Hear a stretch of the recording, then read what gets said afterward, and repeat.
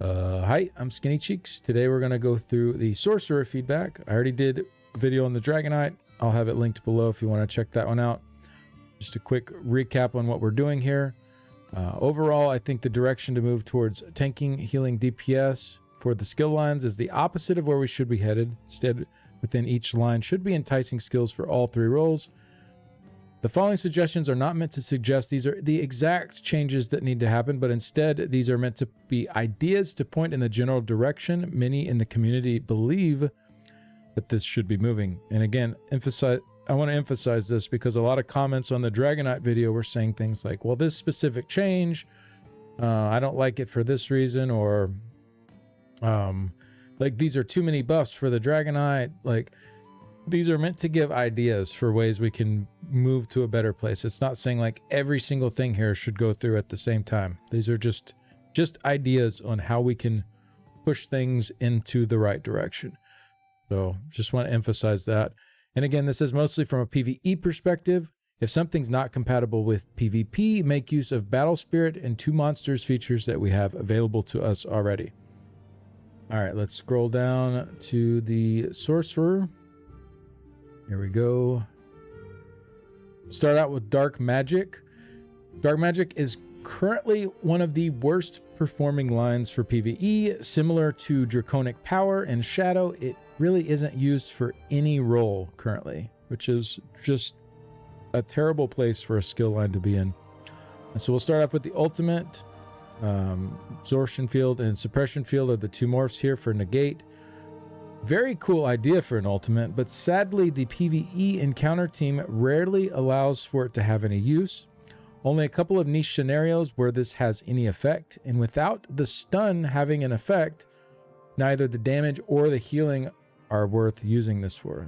They're just not strong enough as healing ults or damage ults to be worth it over other options that we have available when you account for the silence or stun effect is not going to work on any elite enemies. So I suggest some bonus damage against monsters or bonus healing while Battle Spirit is not active to offset this. It could also have I wrote that wrong. Could have a condition where it applies something else if the stun or silence condition is not applied. So the way these work is in PvP, enemy players will be silenced. And then in PvE, enemies will be stunned, but it only works on non-elite enemies. So the idea here is if the stun or silence condition is not applied, then this other effect could happen. So this wouldn't have an effect on PvP because silence would be applied. And for PvE though, if something's not stunned by it, so it's an elite enemy, then you would actually get some kind of effect out of these ultimates still. Excuse me. So for Suppression Field, something like if an enemy is within the globe and is not silenced or stunned, then they take 15% more damage from all of your abilities. Or for Absorption Field, allies healed by this ability take 8% less damage from monsters for 3 seconds. So something like that to not make them overpowered in PvP, but actually give them a use as PvE ultimates. Also, what about an interesting bonus just for slotting? Soul Harvest on a Nightblade gives so much just for slotting, not just the awesome ulti gen, but also unlocks several passives in the line to add a ton of crit chance. This has nothing in that department either.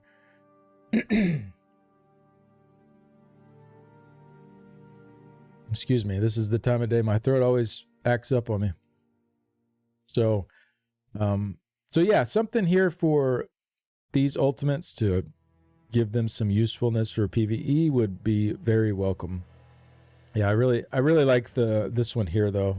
This paragraph here. 15% more damage from your abilities if they're not silenced or stunned.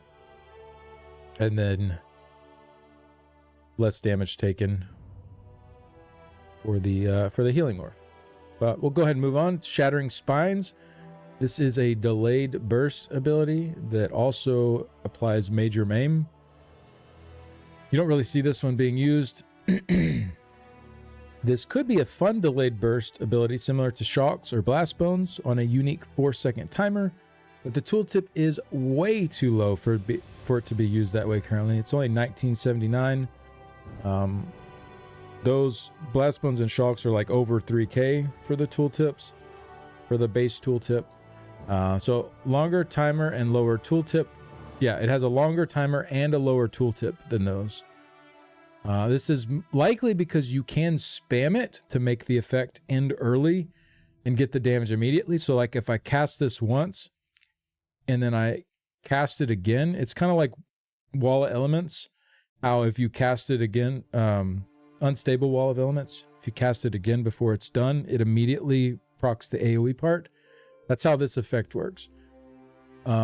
Excuse me. The problem is the damage is not high enough for it to be that appealing as an AoE spammable either, and it's insanely expensive. You can't really use it that way.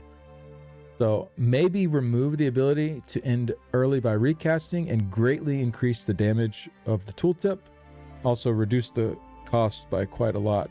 It could have could create a fun like 4-second semi-spammable similar to Blast Bones or Shulks that the Sorks would have access to. Also for PvP, it would be nice way to line up some more delayed burst. As it is now, it's just not a very interesting skill. The tooltip's not high enough for it to be worth it in the way that it currently works. All right, Rune Prison. Pretty much a dead skill right now. Both morphs are really bad for PvE and PvP. This needs some serious attention. Could put an actual prison around your opponent that they can't cross. If they do cross out of the prison, then they get stunned. For PvE, this prison area could be used as some kind of a buff or a debuff zone to... Right now, it's just there's no PvE use. And even for PvP, it's kind of meh. So getting this one actually be worth casting in more scenarios would be great. Okay, so we have Dark Conversion and Dark Deal. Excuse me, sorry about the coughing. So these skills are mostly pretty solid for what they do. You get Minor Berserk for them. You get some nice sustain for either Magicka or Stamina. They are in kind of a weird spot with each other. So in Update 47, they just removed the Minor Force off of Dark Deal. Kind of weird that they just took it out of their kit. So yeah, I'll just go through this here. I do find it strange that Dark Deal now has a 10-second timer for the stamina return and 20-second for Minor Berserk with the Update 47 changes. That feels a little strange. So like Dark Conversion is a 20-second timer on the Magicka return, 20-second timer on Minor Berserk, and it procs your Exploitation passive for your crit chance, which also lasts for 20 seconds. Like it all lines up really neat. This one, Dark Deal, does not. It made more sense when it was Minor Berserk and Minor Force for 10 seconds along with the 10-second return. But now that Minor Berserk is 20 seconds, I'm not sure. It's a weird mismatching on that skill now. Also, where did the Minor Force go? Maybe both morphs could give Minor Force passively just for slotting. So like while this is slotted on either bar, you have Minor Force active. And then they give you Minor Berserk while you actually have the skill going, while it's cast. I would also prefer seeing Dark Deal look like the Magicka version though, with the 20-second timer. That lines up with the Exploitation passive as well, like we mentioned. So just have one that does your stamina, one that does your Magicka. Yeah, they felt, I guess, like in an okay place with regard to each other before, but now it's kind of strange that they took Minor Force off of Dark Deal. So I think that needs to be cleaned up. All right, then we have Daedric Refuge, Daedric Tomb. I don't see anyone using Daedric Refuge. This is the one that gives damage shields and like a little set of damage shields on the ground around you, and people can step on them and get a damage shield. kind of cool looking, but I don't know how practical it is, and I don't really see people using this.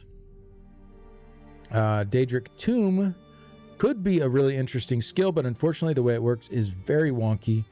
If all the mines are directly under a target, 2 seconds after the first explosion, you'd expect the second to go off, but usually it doesn't. So you can have it shoots out 3 mines when you cast this, and they're pretty close together on the ground.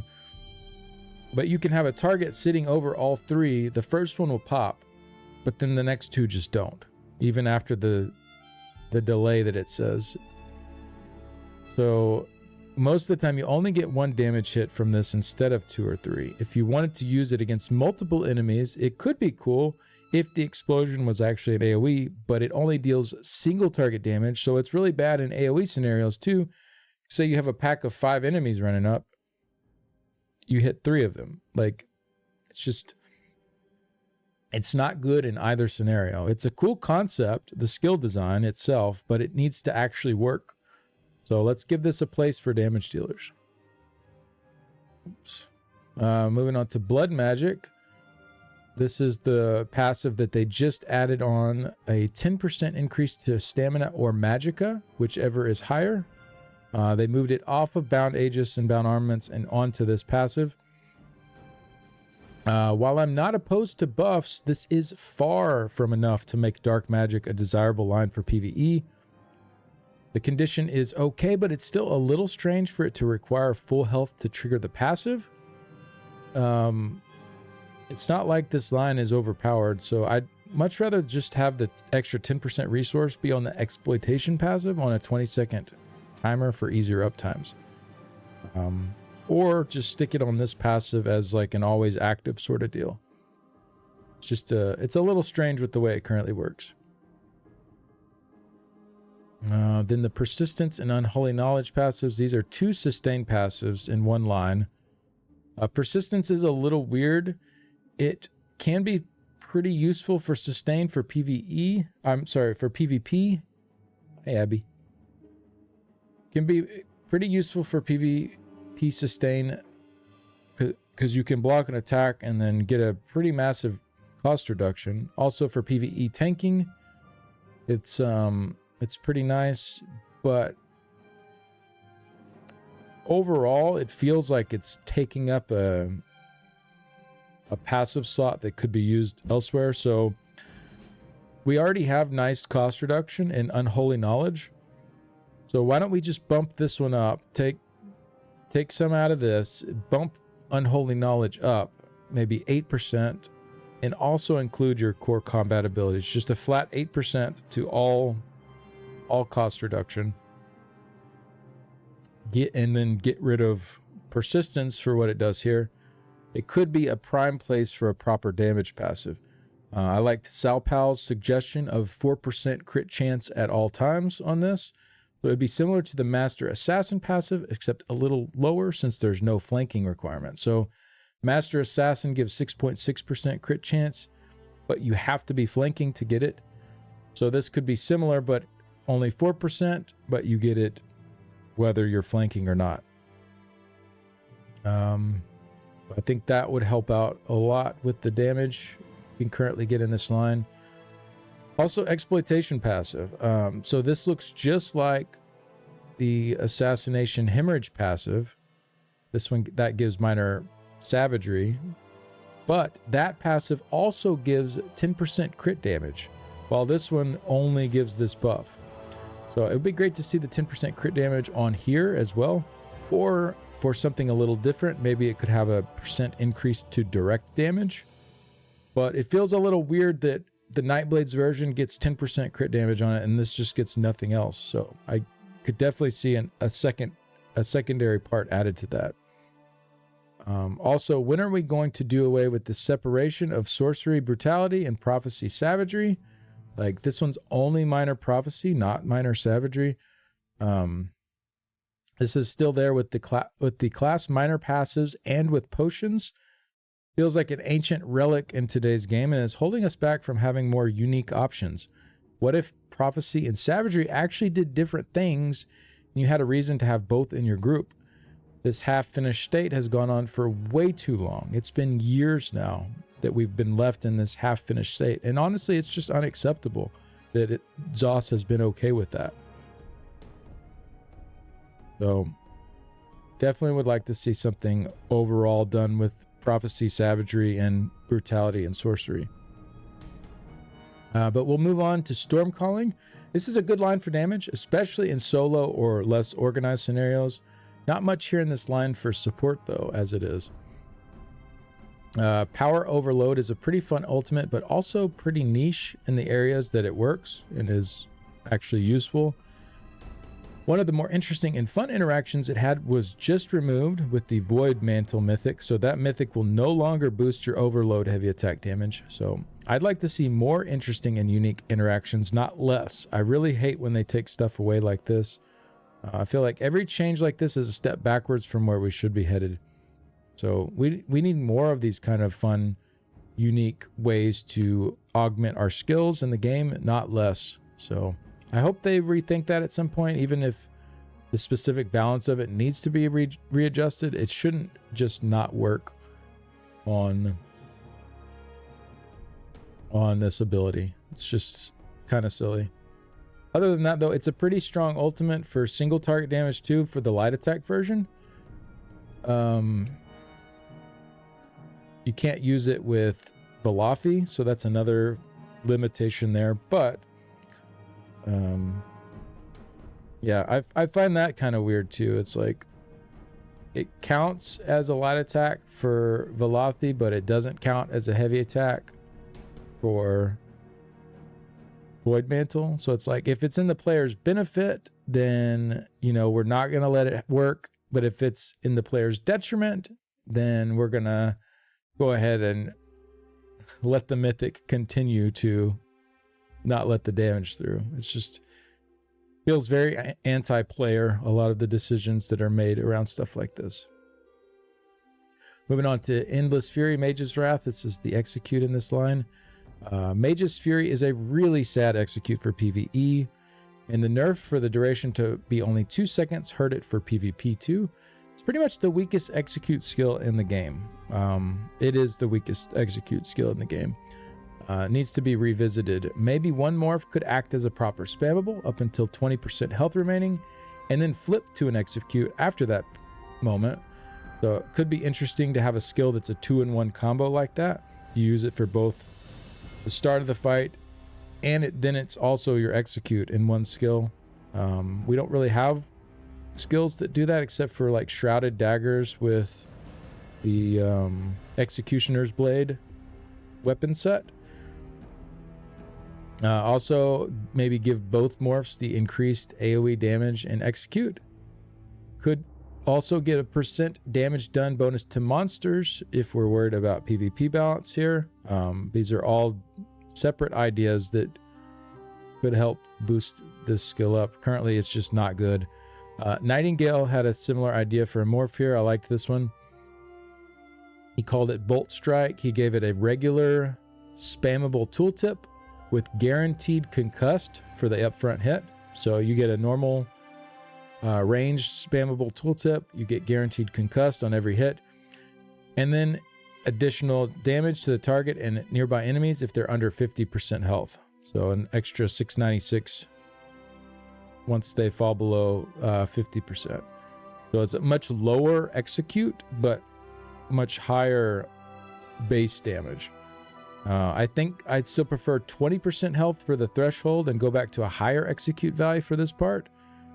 But I like this too. And this is along the lines of the direction that I think one of the morphs should go.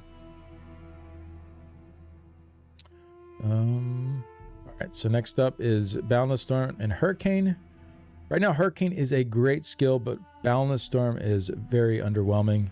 The damage is just so much lower on this morph than on the Hurricane morph. For Boundless, I suggest increasing the AoE size to 7 meters and adding in a 20% base chance to trigger the concussed status effect. Maybe even slightly bump up the tooltip as well. This would make both morphs very solid for damage and would allow you to differentiate them in some other ways. So I'd suggest removing Major Expedition from Boundless Storm. So this This morph has Major Expedition. Hurricane has Minor Expedition. So remove the Major Expedition. We'll add that back in later in this same skill line. Don't worry. And instead, both morphs could give Minor Expedition, like Hurricane already has. And then one morph could take Major Resolve, and the other could take Minor Force. So you could have something like Boundless Storm has Minor Force, Hurricane has Major Resolve, or vice versa. They're both great damage. Then you can pick the one that fits in better with how you're set up. If maybe you don't need the Major Resolve, but you need a Minor Force in your kit. So you got those options there. It doesn't necessarily have to be Minor Force either. If they put that back in the Dark Magic line, could be some other choice there. Could just be Major Resolve on both still. That's not necessarily a bad thing either. But Boundless Storm needs to catch up to Hurricane one way or the other. So then you'd have two great damage skills, and you could choose your morph based on if you wanted to go with a more offensive or defensive option. So, yeah, and we'll talk more about the Major Expedition coming off a little bit later. Lightning Splash. So being able to grab your own synergy was a nice addition to Lightning Splash, but still feels like this ability is missing something. Also has a huge delay on the cast if you're trying to light attack weave overload before casting it. That's the ultimate in this line. This is more of an issue with ground cast AoEs in general, but since those are both in the same line, the bad interaction lines up more if you're trying to use both of these skills. Like there's a good, I don't know the exact time, but it feels like about 0.3 seconds to 0.5 seconds on the delay on being able to cast this if you light attack weave overload into it. It's really clunky. And then on top of the clunkiness, it's just all right for damage with no secondary buffs. So it needs some love. Maybe this could have an upfront hit as well, similar to Blazing Spear. I think if it had the upfront hit with the current dot damage it provides, and being able to take your own synergy, it could be really interesting. Could also be a nice burst for PvP too. You drop it and then can synergize it, do a lot of damage at once every 20 seconds with this. Yeah, as it is right now though, just not a very exciting ability. So Crit Surge, Power Surge. Crit Surge is in a pretty decent state. It's definitely used. Power Surge is not though. So let's talk about some improvements here. Passively providing Sorcery and Brutality on either bar would be a great addition. Adding that into just slotting this instead of this having to be active for it. Crit Surge is a good place though. It could have some PvE secondary buff similar to what Nightingale suggested, so it is more useful for group play too. Because a lot of times this just gets dropped in group play because you have healers, so you don't need the heal, and then you'll often have someone buffing your major Sorcery and Brutality, so giving it some use there too. Adding in something like, while active, your chance to apply the concussed and sundered status effects to monsters is increased by 200%, and these status effects deal up to 100% more damage to targets below 50% health. So as you scale from 50% down to 1%, these status effects deal more damage while this is active. These are just placeholder numbers, but just something along these lines as like an extra thematic increase to monster damage to give it a reason to be run in group play too. But overall, I mean, Crit Surge is not bad. Kind of nitpicking here a little bit. The other morph, Power Surge, is a bit strange. This is the healing morph for your allies too. So the 3-second cooldown does make it less reliable than normal heal over time abilities. Those are normally 2 seconds. Plus there isn't much else in this line for healing, so it doesn't really make sense for a healer to grab this line just for this ability. So this needs to be revisited and maybe given a unique buff for the group. Also maybe down to a 2-second timer as well to line up like a regular healing skill.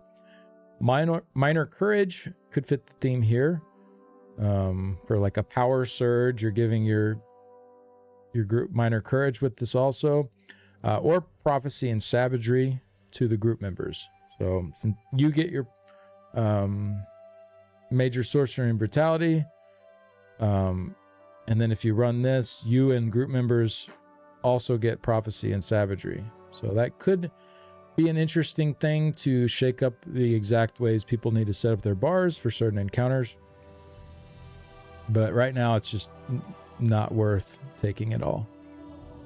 All right, then we have ball lightning and streak. So this is what I was talking about earlier. If we took the major expedition off of Boundless Storm and made it minor expedition instead, like Hurricane, then Bolt Escape would be the perfect spot for it to land. So that's the base morph name.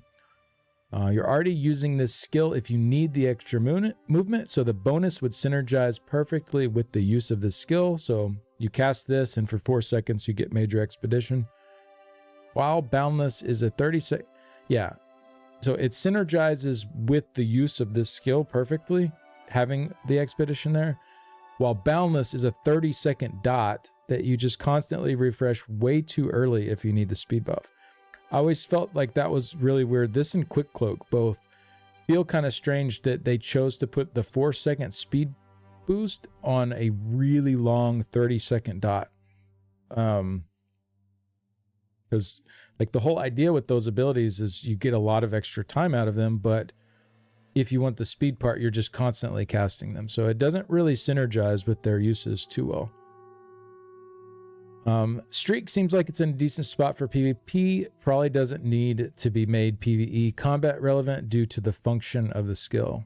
But even for PvE, getting around quick is definitely nice with the skill for certain situations.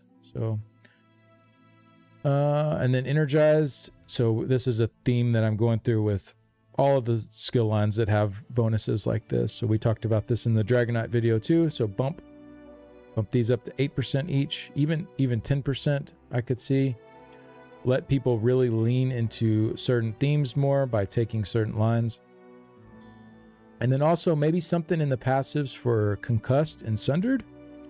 This line does seem to be trying to go into physical and shock, so Concussed and Sundered makes sense. These are some possible examples. One could be increase the chance to apply the Sundered and Concussed status effects by 100%. Increase the damage of Sundered and Concussed by 33%. So this would be kind of like how the DKs have the burning and poison status effects by 33%. This line could give that to Sundered and Concussed. Then when you apply Sundered, you also, these are like separate ideas. Probably not like all of these in there. That would be kind of overkill, but these are just some different ideas. Nightingale suggested this one too. I really liked it. When you apply Sundered, you also apply Concussed. When you apply Concussed, you also apply Sundered. This effect has a 1-second cooldown. So just something to add in more play with those two status effects for this Stormcalling skill line. But yeah, that's it for that one. Then Daedric Summoning. Solid for damage and support, but still could use a lot of work. The Major Berserk on the Atronach ultimate, along with the ult cost reduction, currently keep this line relevant for support. That's kind of the main thing that, like, you will see this on support, but kind of the only reason. So the Atro, a pretty strong ultimate for damage. It would be nice if the caster also received Major Berserk automatically, so that they could benefit from it solo. This would be nice because, like, when you're in a group, you're going to get the Major Berserk because someone in your group will hit the synergy. But if you're solo, you don't have that option. Or even just allowing you to take your own synergy as well so that you can get it solo. These two morphs do have some weirdness to them, though, that I wanted to cover. The Greater Storm Atro is supposed to be the stronger single target morph. The Charged Atro is supposed to be the AoE morph. But the single target morph actually deals less damage, even for single target, than the AoE morph summoned Charged Atronach. This is because the summoned charged Atro has guaranteed concussed. So when you add in that guaranteed concussion, it passes up Greater Storm Atro even for single target damage. So it doesn't really make a lot of sense there, the dynamic between those two morphs.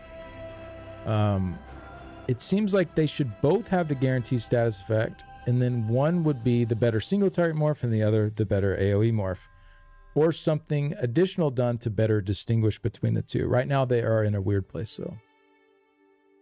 All right, we have the Clan Fear and the Volatile Familiar. So the Clan Fear is more like supposed to be the tank morph because it scales. It has a heal that scales with your max health. And then the Volatile Familiar is more like the damage morph. The Clan Fear does okay passive damage. We'll go into the issues here. It would be decent if it only occupied one bar spot. And we can say this about a lot of the pets. I know a lot of people don't like that they take up 2 bar slots.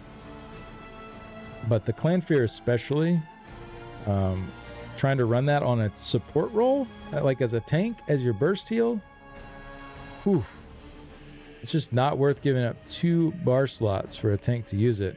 Plus it can die, which leaves the tank very vulnerable trying to resummon it.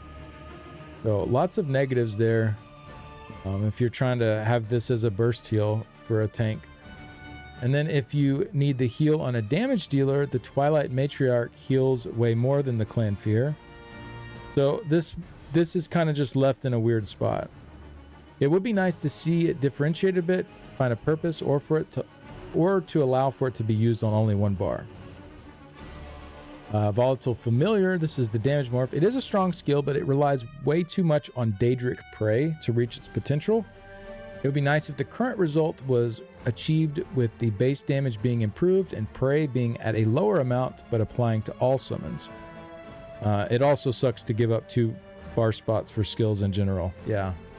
So like, let's say this was increased in damage at the base, and then Prey brought down to like 25% instead of 50%, but they like even out, so you end up with the same damage from Volatile Familiar with Prey active. You just have more of that still there if you're not using Prey. So we'll talk about Prey now. Daedric Prey and Haunting Curse. So it would be nice to have the, like we just said, their base damage improved and some of the power pulled out of this. Like 50% is crazy how much power you're putting into Daedric Prey that your pets are relying on for their damage. For one, it would allow for better damage for the pets for players without perfect uptimes. It'll also potentially allow for Daedric Prey to apply to other summons as well without being overtuned. Honestly, I think even 50%, like, it's not going to be the meta for damage, but if that's something they're concerned with, they could bump up the base damage of the pets in this line, bring down Prey, and then let Prey work on all pet types. And it would be a nice bump for general pet builds that want to use this. And then we have Haunting Curse in here. I really like this skill. It's got a pretty decent tooltip. 3k goes off after 3.5 seconds, and then another 3k at the 12-second mark. But it does seem like just a worse version of something like Deep Fissure, since it has no secondary effect on it. So Deep Fissure kind of functions similarly. It's like 2 bursts, one short and then one at 9 seconds. But this is a lower tooltip than Deep Fissure. And it also takes longer for the second hit to go off than that one. It's also stuck behind a skill line that focuses on pets, which really pushes players into taking the Daedric Prey morph. So if you're taking this line for PvE anyways, like, you pretty much want the Daedric Prey morph because you want the pets. Otherwise, this skill line isn't too great for a damage dealer. So if you aren't taking pets, this isn't really a great skill line to pick up. Yeah. So it's stuck in a weird place right now with this Haunting Curse ability. It'd be awesome to see this juiced up a bit to incentivize taking on non-pet setups. This might be the perfect place to put a nice damage buff since it wouldn't affect pet setups, but would be nice for those not running pets. Then you could get, you know, even if it's like a to monsters buff, so it's not overtuned for PvP.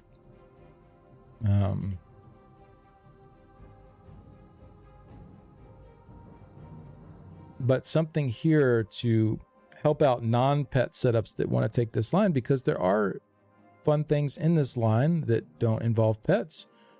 There's a shield. There's also really nice skill here with Bound Aegis, Bound Armaments. So maybe you like those themes, but you don't really like pets. Having some more power into Haunting Curse could help alleviate that pain point a little bit there. All right, then we have the Twilight Matriarch and Twilight Tormentor. I think the split between these two morphs actually feels pretty fair. One is the more defensive route that has a heal, and the other has more damage.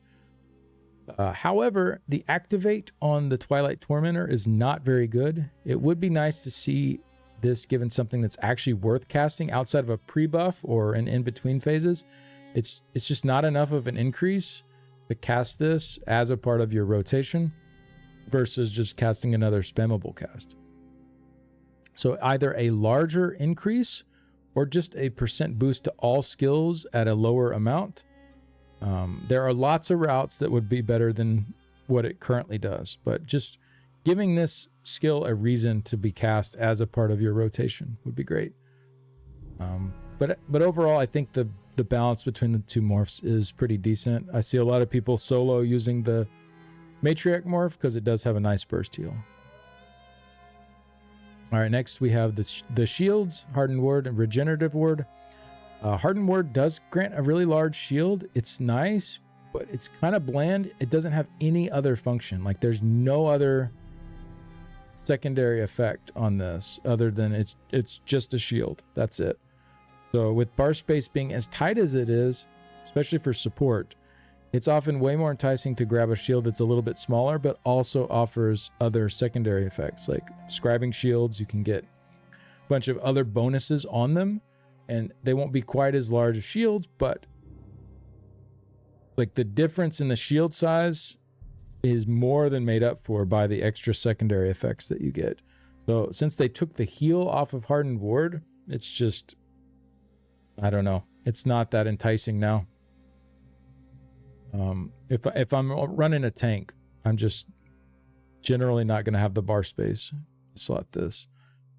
Regenerative Ward gives some secondary effects, but the heal is so small it's almost unnoticeable. It's the heal they put on this is so tiny. Warding Contingency, the scribing skill, seems to offer something a little too close to this as well. So you got the shield, you got the minor intellect and endurance. You got a heal on it. Like you can do these same things in scribing already, so it doesn't really feel great. And I think the minor intellect and endurance on the scribing one lasts for 20 seconds, not 10.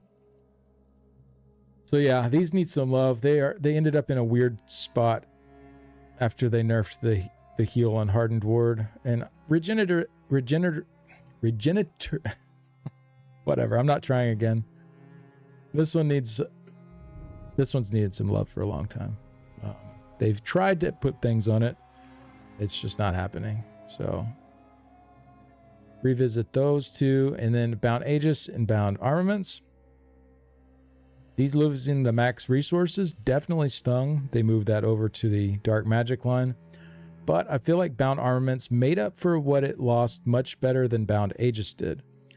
So what they did with Bound Armaments was they took off the 8% max stam, but you get Major Prophecy and Savagery for both bars, and also they gave this skill an increased chance to apply the Sundered status effect. So this is a huge win for Magicka builds using this, and it's still a decent swap for stamina builds depending on your setup. So using this in a Magicka build, before you weren't really benefiting from that 8% stam for damage anyway. So now you have Major Prophecy and Savagery, and you have more damage from it. So it's just a straight win for Magicka builds. For stamina, it's kind of probably a wash because you lose that 8% stam, but you gain these other. If you don't need the Major Prophecy and Savagery, definitely still a loss on this on a stand build, but it's not a terrible trade-off there. However, for Bound Aegis, this one lost the 8% max magicka, but all they changed was it increased from 40 to 50% block mitigation when you cast it, along with an increased duration, depending, or it could be a reduced duration actually if your resistances are low.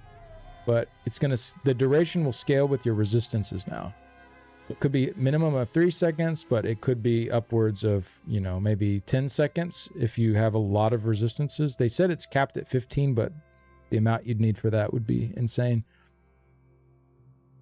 But most tanks are already hitting the block mitigation cap when triggering the 40% version, so this doesn't seem like the best trade-off. Like losing the 8% magicka on this one, it didn't feel like they made up for it the same way that they did with Bound Armaments. Then Rebate. This is a pretty underwhelming and unexciting passive. You restore a little bit of magic or stamina when one of your non-ultimate abilities ends. It is okay on Bound Armaments since you cast that a little more frequently. Getting the stamina back actually makes that pretty cheap, but for everything else in the skill line, it's kind of underwhelming. Like a lot of the other abilities are longer. So I definitely like to see something else done with this one. Then we have the Expert Summoner passive. Increases your magic and stamina by 5%, and then your max health by 5% also if you have a permanent pet active. I still don't understand why the health line requires a summon to be active. It's kind of weird. Like you're already taking the opportunity cost from another line. Oh, hi, Kevin. What's up, bud? You're already taking that opportunity cost from another line to pick this one up. So you don't want to use the pets. Why do you just not get the max health? Like you've still chosen to take this line. That feels weird to me. Overall, the passives are a bit underwhelming in this line. Definitely could be juiced up a bit. Maybe an additional % damage done to monsters to prevent it from being overtuned in PvP. I don't know. I don't know if this line is even overtuned in PvP. I don't see a lot of builds using Daedric Summoning right now. It's a solid line. Really Dark Magic is the line that needs the most love for sorcerers, but they could all use some work. So I hope the feedback helps. Make sure to leave a comment if you have any questions or any other suggestions, and I'll see y'all in the next one. Bye.